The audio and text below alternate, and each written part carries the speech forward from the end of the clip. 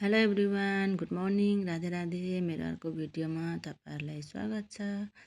पानी पर्दै थियो र पूजा गर्नको लागि फुल लिएर आएँ र पूजा गर्नु थालेँ। आज चाहिँ पानी परेको परै पूजा गर्न पनि हेर्नुहोस् न, छाता ओढेर पूजा गर्दैछु। तपाईँहरूकोतिर पानी परेको छ कि छैन भन्नुहोस् है कमेन्ट गरेर।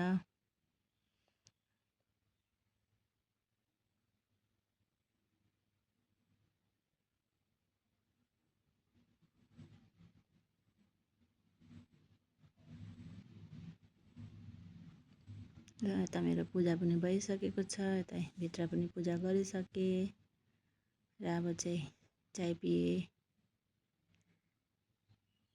चाय पिएर अब ब्रेकफास्ट बनाउनुतिर लागेँ। ब्रेकफास्टमा चाहिँ आज चाहिँ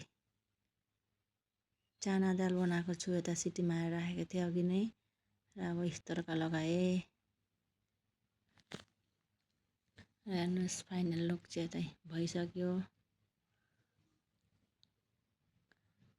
र यता म पुरी बनाउन थालेँ।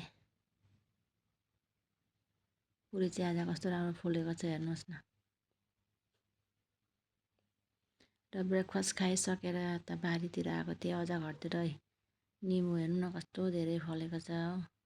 निम्बु लिनु आएको र घर फर्केर यतै मम्मीले बारीमा साग टिप्नु हुँदै रहेछ।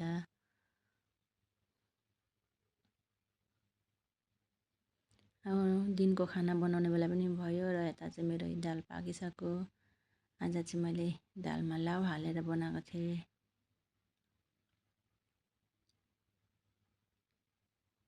यता साग बनाइरहेको साग। आज चाहिँ मैले नयाँ सब्जी केही बनाएको छु, फर्स्ट टाइम बनाएको। नाम पनि थाहा छैन के हो, बनाउनु चाहिँ बनाएँ। अब छोरा पनि स्कुलबाट आएर थाकेरै सुते मेरो छोरा।